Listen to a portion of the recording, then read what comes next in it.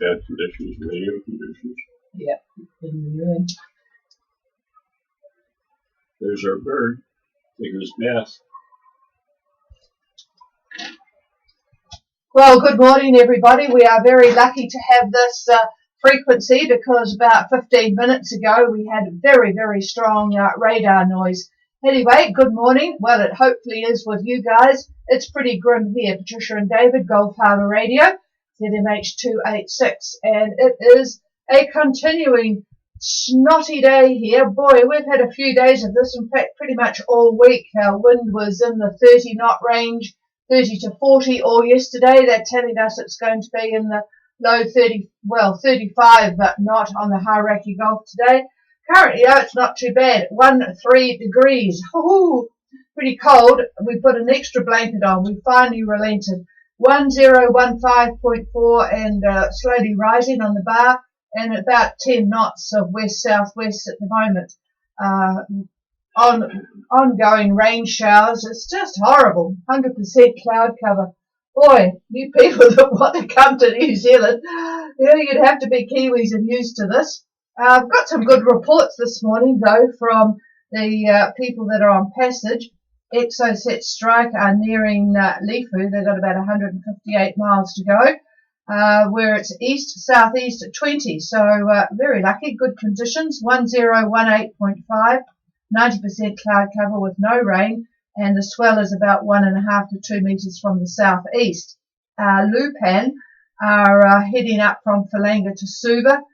They're at 18 degrees 36 at the moment. They have good conditions too, 17 to 19 southeast, gusting 22, 1018. So things have settled down up there for you guys, 80% cloud cover. The swell is 1 meter from the southeast. Not tropical, 20 degrees. Well, not tropical for you guys. Kapiri report light rain at Port Vila, just to southeast 5. And Whistler at Nananui have got 8 to 12 knots from the southeast. 70% cloud cover. It's down somewhat from yesterday. The wind 1016.9 and 70%. So thank you for all that, folk. Good roundup. Still haven't heard anything from Tonga, but we do know that people are out there. All right. I hope that conditions stay the same. I'll try and remember to keep checking the frequency because the radar on here before was terrible. And let me know if it becomes bad in your area. All right. Talking about going to the loyalties, thanks to Steve and Jody on Inavigo, we have the telephone number for contacting the police at Way.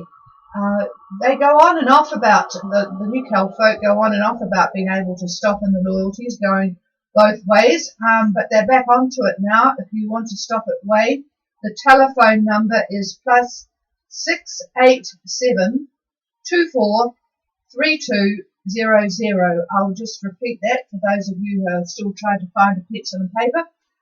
687 24 3200. So if you want to stop at Way in the loyalties, then just give them a call, and that will keep things good.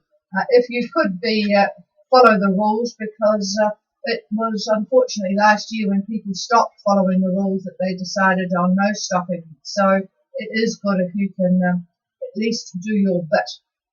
Okay, we actually had an interesting email came through from a boat in the USA. It was an LLC registered boat. That's a limited liability company. They were just inquiring, was there any problems in the Pacific countries. I did in fact contact customs here. There's certainly not a problem in New Zealand. Quite a few boats are LLC registered. The only thing is, for everybody's information actually, that if you want to go into a marina in New Zealand, you absolutely must show your current insurance. That is really important. In fact, you don't get in if you don't have insurance. Quick roundup of the World Cup. I don't think anybody in Fiji will be very happy. Uruguay actually beat Fiji 30-27, a really tight game.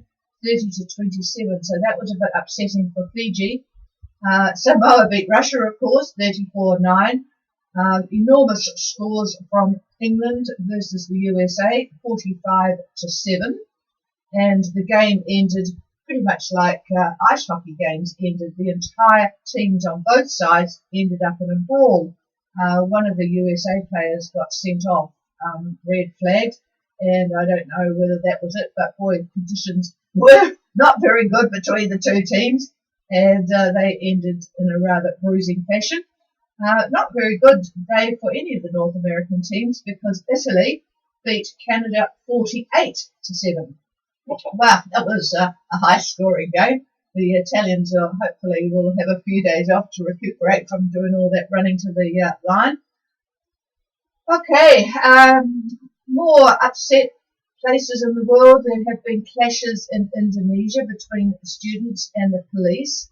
This concerns a new bill that, in fact, weakens the country's anti-corruption agency. They were trying to do something about that, but I guess the mafia or whatever the Indonesian equivalent is managed to thwart that.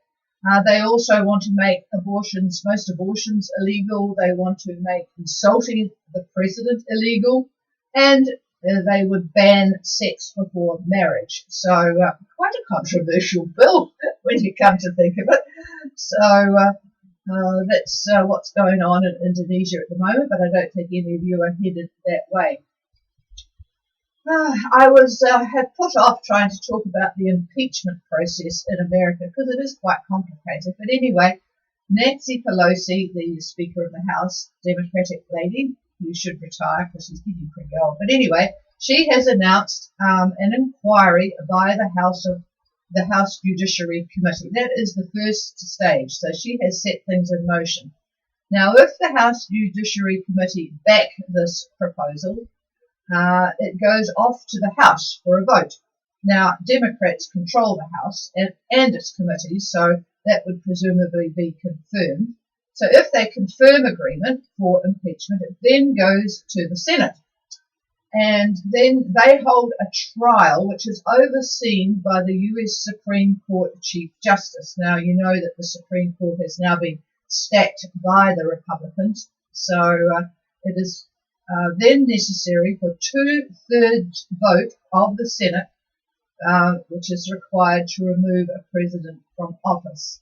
So impeachment is only the first step. 2 presidents have in fact been impeached, Andrew Johnson in 1868 and Bill Clinton in 1998, and both were acquitted. So in fact, no one has been impeached. Richard Nixon decided to resign before it went through, but of the 2 presidents that were impeached, neither actually got removed from office. So anyway, it's all very, it gives them something to do over there. I don't think too many of the people in America are pleased about it because I think they would prefer their politicians to run the country. But Nancy Pelosi has decided to put it to the process, and that means that the people that are in the states can then wash their hands of it and get on with running their states, I guess. Back here in New Zealand, Jetstar has withdrawn from the regions. That's the competition to Air New Zealand. A bit of a problem because it means that prices will go up to get from places like Kerikeri and Whangarei to Auckland and the like. I don't know that if anybody has got tickets already booked. This starts, they will affect this, I think, in December, so December 1st. So if you have got tickets with Jetstar that is affected, then please have a look at those. You will get your money back, and I think in many cases they're just transferring you to Air New Zealand. For those of you out there who parlez-vous français, Jacques Chirac, ex-president of France, has died. He was 86.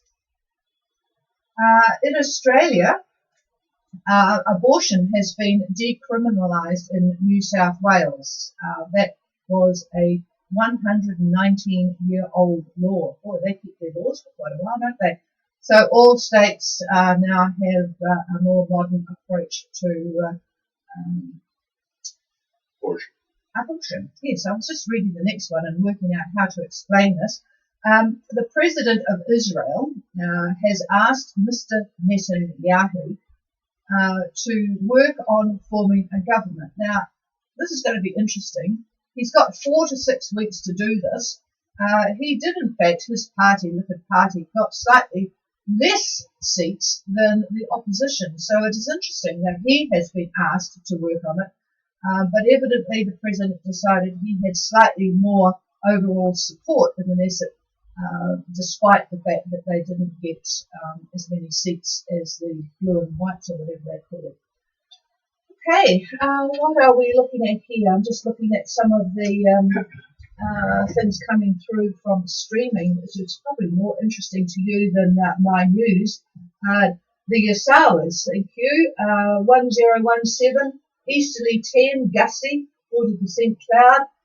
Noumea, very noisy on the radio, no wind, 19 degrees, 6 knots east-northeast according to Eagles winds.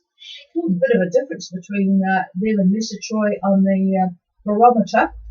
One says 1020 and one says 1017.5. But anyway, it's 1021.7. David says it's 1021.7, so I guess Messatroy is closer. iCandy's in Port Vila too, and that's about it from there for the time being. I will tell you about the world postal rates. Have you ever wondered how these are sorted out? You know, you can post something in New Zealand and it arrives and it gets delivered in America or wherever. Well, they are going to be overhauled because the US threatened to quit the whole process.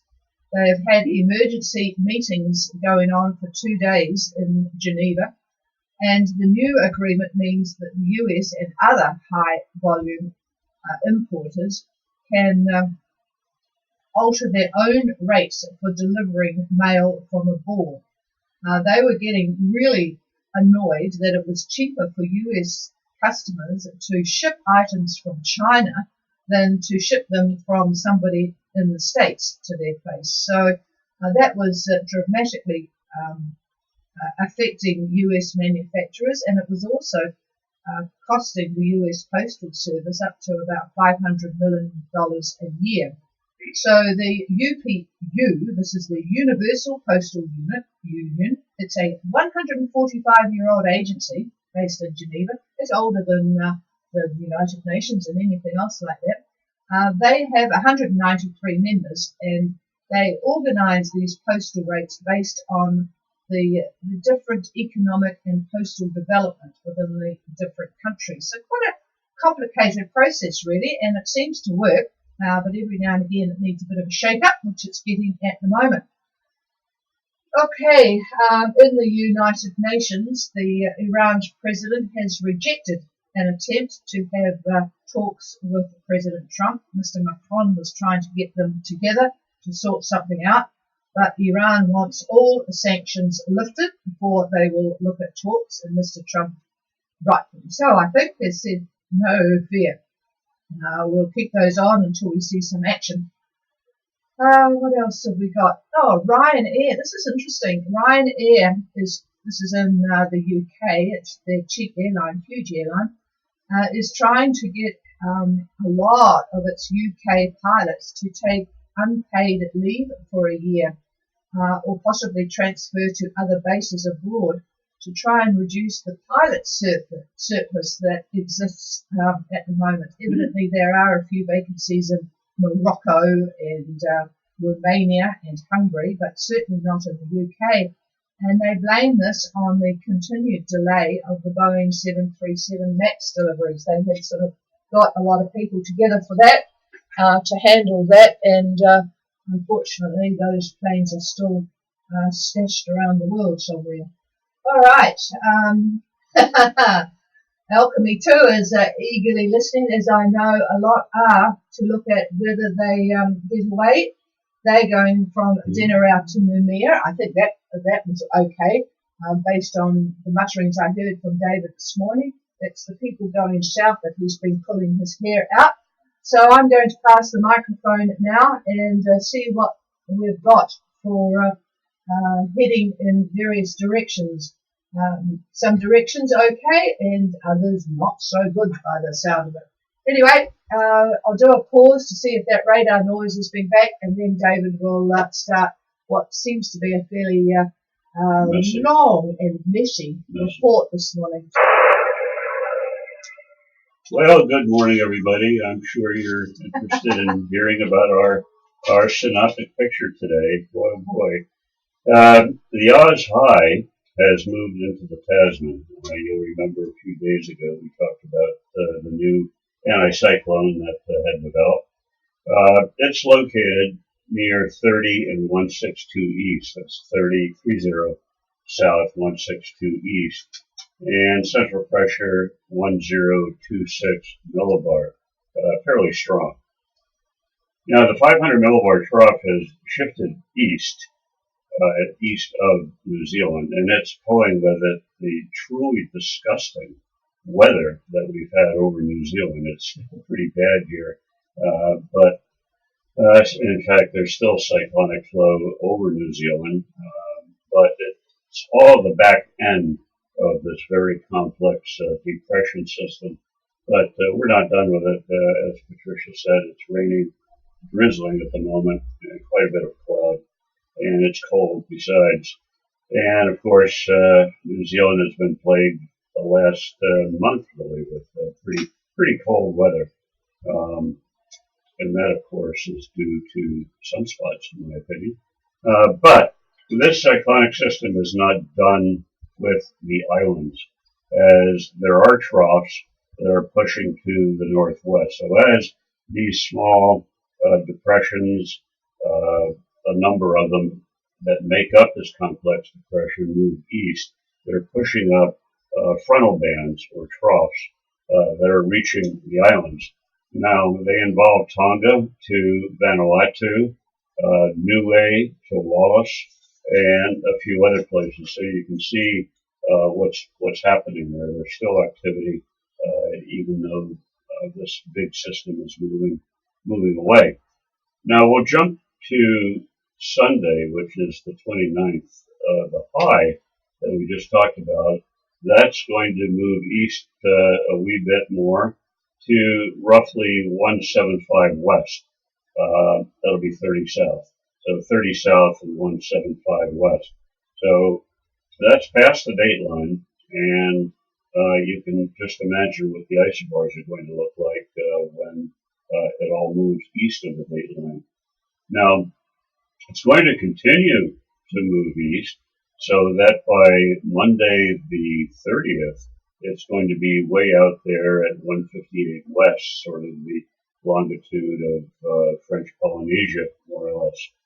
Now, at this time, we'll see cyclonic flow over New Zealand, and that flow will be north to 30 south.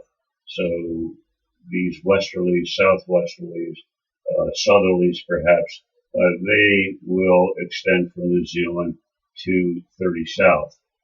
That means the really bad weather from all of it is going to be further to the south. So that's pretty good news. Now, the wind direction could be very poor depending upon where you're coming from, if you're trying to make it down to New Zealand.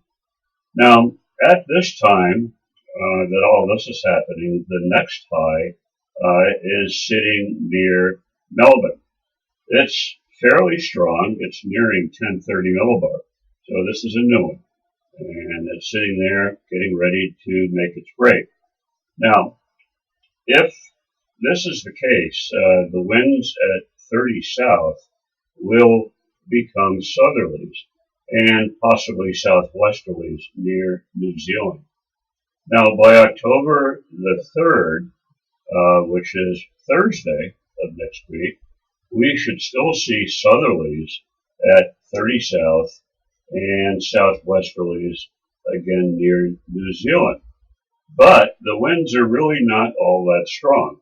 I would put them in the 15 knot range, 15 knot range.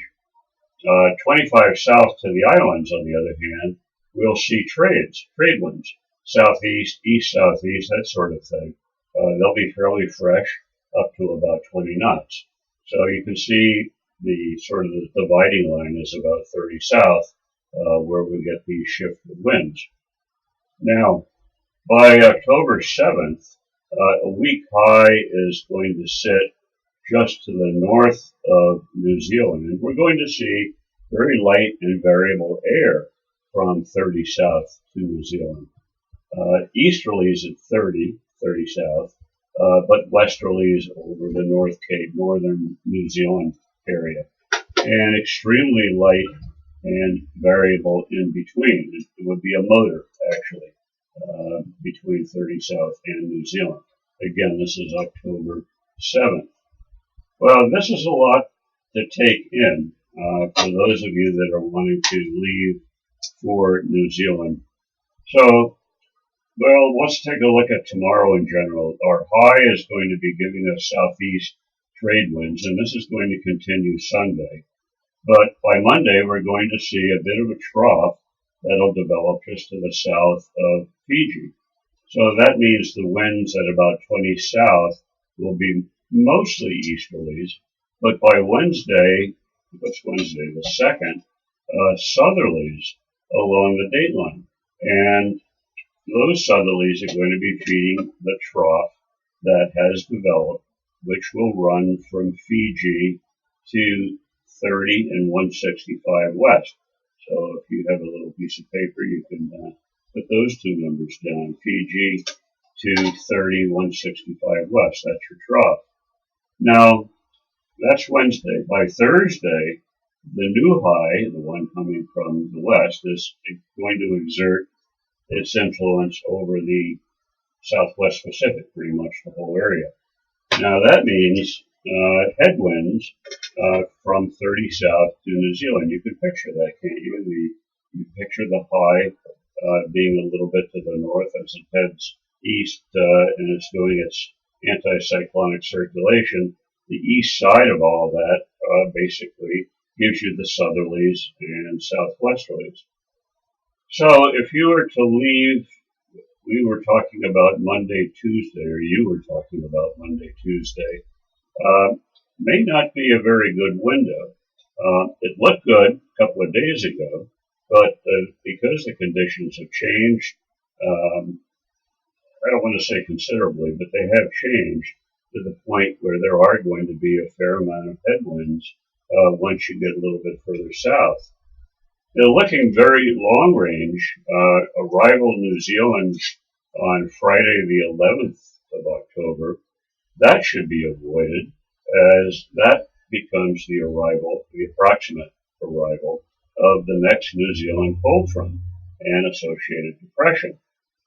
So even the folks that left Wednesday, there were a couple of boats I think that left a couple of days ago. So their arrival should be about the 2nd of October, which is this coming Wednesday. And all I see are headwinds to maybe southwesterlies as that next depression arrives over the country. So those that left are going to be in for a little bit of a surprise, I think, when they start getting closer to New Zealand.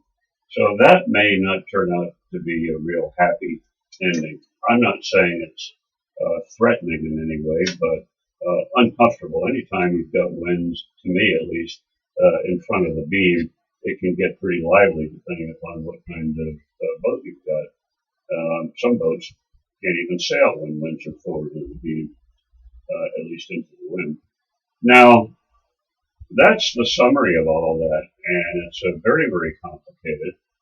It doesn't mean that you can't try to make this trip, but there are a lot of variables that are going to make bits of it very uncomfortable. So you're going to have to decide what you're willing to bear, how much engine time you're willing to endure, how much headwind you're willing to endure, and then make a decision as to what you're going to do. We'll switch now. We'll take a look at the tropics. The Solomon's Trough has split up a bit. It was a continuous trough, as you'll remember. But anyhow, right now, the main part of it runs from the Solomons, obviously, but now it goes to Vanuatu. A second trough runs from Tuvalu down to Futuna, and goes on to Rotuma, in fact, from there. The third trough affects Wallis, Samoa, and on to the northern Cooks. Now, imagery picks all this up, if you were to look at your satellite imagery, and it shows broken cloud really over all of the island groups and virtually the entire cruising route to New Zealand. Doesn't matter where you're coming from, whether it be New Caledonia or Tonga, there's a lot of cloud over your cruising route to the New Zealand area. And that cloud mostly stratocu, some stratus, some bigger buildups. All that means is very good potential for squalls, and particularly at night. When you have those sort of conditions, the nighttime is when a lot of the action takes place, which makes life interesting, let alone not getting enough sleep. So over in Tonga now, the nearby trough that I talked about is expected to affect New Potatoes, Nui Tuputapu, in other words, further to the north there. But there's enough cloud from that system that I believe much of it has already drifted south. More of it's going to be drifting south to the main chain. So that indicates that we'll have scattered showers today for Tonga, Saturday as well. Now, Tonga Met has issued a strong wind warning for the northern areas. That's Nui Tuputapu, and that includes Vavau. Winds rising later today, southeast 20 to 25. The Hapai's in Tongatapu, not so bad. Expect south to southeast about 10 to 15, and virtually the same sort of forecast for tomorrow. Now, by Sunday, I see easterlies getting up to about 20 knots, but lighter air for Monday, and possibly east to northeast in the 15-knot range. That's tempting, isn't it, to leave Tonga when the winds are in that direction. Anyhow, for Fiji, as I said, quite a bit of broken cloud, nice breaks, of course, in between, but that chance of isolated showers will remain for today and tomorrow. Now, moderate winds by lunch, east-southeast, southeast 15 to 20. The winds are going to pick up a little bit on Saturday, southeast in the 20-knot range. Not too bad Sunday, though, east-southeast 15 to 20, and fairly light on Monday, east to east-southeast. There's another one that says, oh, goody, that's a good direction to go. Anyway, strong southeast winds then develop Wednesday and Thursday, with possibly heavy convective activity Friday and Saturday. Not this Friday, Saturday, the next Friday, Saturday. So, as you can see, very tempting conditions on the last part of the weekend, but then a couple of days later, where did those southerlies come from? And we know it's that next high. Vanuatu now, that's affected by this weak trough that we talked about. It's bringing light showers to the northern and central areas. So you can expect cloud and showers for the two main areas, Bougainville and Port Vila. Cloudy conditions down there at Lenikai. Fresh winds out there too, northern and central areas, east to southeast about 20 to 25, with seas 2.5 meters. That's not nice. In the south, a little better, east to southeast, 15 to 20, and about 2 meter seas. Tomorrow, still fresh. Most areas east, southeast, getting up to about 20 knots in that range. And on Sunday, we'll have a return to 15 to 20, east-southeast. And on Monday, the winds are going to veer to the southeast, and they will be in the 20-knot range. Now, New Caledonia shows plenty of cloud on imagery early this morning. So by lunchtime in our area, that southern lagoon area, east-southeast about 15 knots, partly cloudy, I'd say. Saturday, we'll see a change to easterlies about 10 to 15. And on Sunday, east to east-southeast, also about 10 to 15, mostly sunny. And Monday, fairly light air, east 10 to 15 again. We may see east-northeast at Ile de Pan, and possibility of some showers there. The actual conditions early this morning, the outer reef reported east 17 knots, Ile de Pan southeast at 8, Noumea reported east-northeast 13, barometric pressure 1021.7, and Lifu was southeast 19 knots, and the barometer there at 1020.4. It's only 8 at the moment. Yeah. And those of you that are trying to get, I was looking at Vanuatu going to New Caledonia. A couple of boats have already left. They may have wished that they went or are going Saturday and Sunday. If you're thinking about getting to New Cal, those are two very good days. The winds are not exactly easterlies, sort of east-southeast, more toward 15 to 20 in the Vanuatu area, but around 15 for the rest of the journey, whether you stop at the Loyalties or carry on to Havana Pass. In fact, Havana Pass on Sunday, the winds are east-northeast. My God, you can't get it any better than that. So here's another example of a pretty good window to get to New Cal. So that's it from me, and here the weekend's coming up. So those of you who are thinking about going, I can appreciate that you're scratching your head right now. If it were chameleon, I think we would give this a miss. Not saying, and that's only because we're very conservative and we're old. But yeah, well, that's true. We don't like wind on the nose. Yeah. But those of you that do have a plan and want to pass it by me this weekend, I'll make sure that I respond. But you've got to give me your departure date and your ETA, and I will get back to you this weekend. So do that if you want. Otherwise, best of luck on whatever it is that you do, and I'll pass this over to the chief. Well, I know Alchemy too will be happy with that report. I presume when you're talking about how good it is to get from Vanuatu to New Caledonia, you're including Fiji as well. They're in Denarau.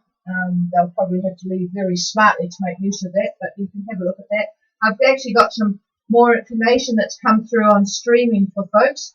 Those of you heading to Lifu now, Q report that it is 8 knots southeast in the anchorage, only 19 degrees, so quite nice for sleeping, 1021.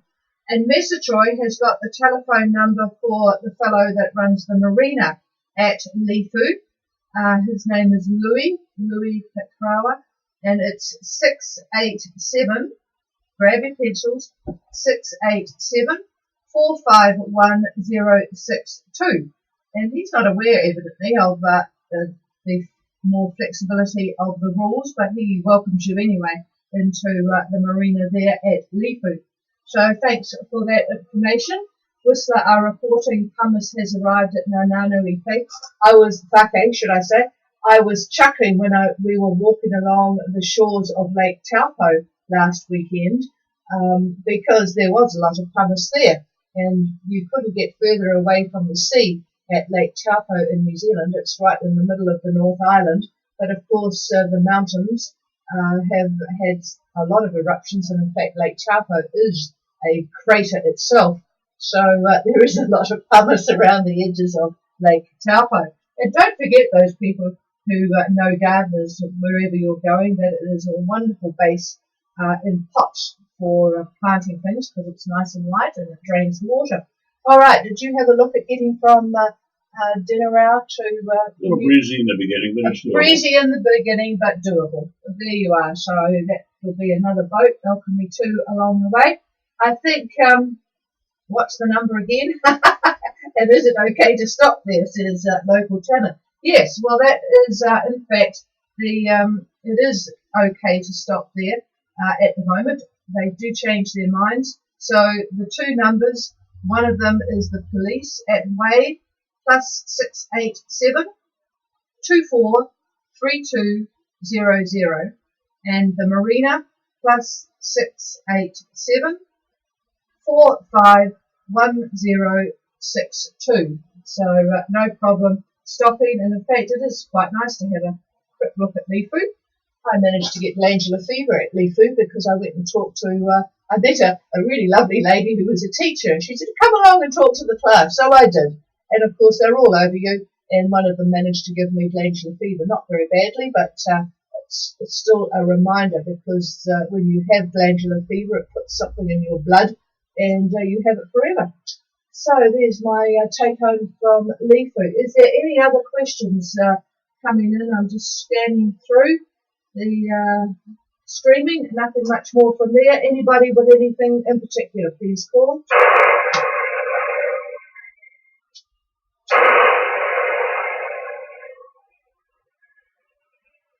No, nothing heard. All right, folks, you have a very, very good weekend. Don't forget David's request. If you do, email in, put your boat name in the heading and from where to where, and make sure that you ask your question clearly. Don't just say, is it okay to go? He needs to know that you've looked at it, and whatever it is that you might be concerned about, just ask him to review it, and make sure that you have your ETA there. You certainly would not have wanted to have arrived in New Zealand this last few days. Boy, even up talking to one fellow who's on the Hamnet up there here, it has just been blowing everywhere. It's just been grim. You don't want to arrive with southwest gale force winds, believe you me. Okay, folks, have a good weekend. We are told that our wind is going to be moderating here, so thank God for that. Might get out to the garden to clean up the debris from this gale force winds we've had, and we will talk to you on Monday. Cheers, everybody. The frequency's all yours. Very good. Yeah, I got a question for you. Do you give these guys like a haircut? I look at them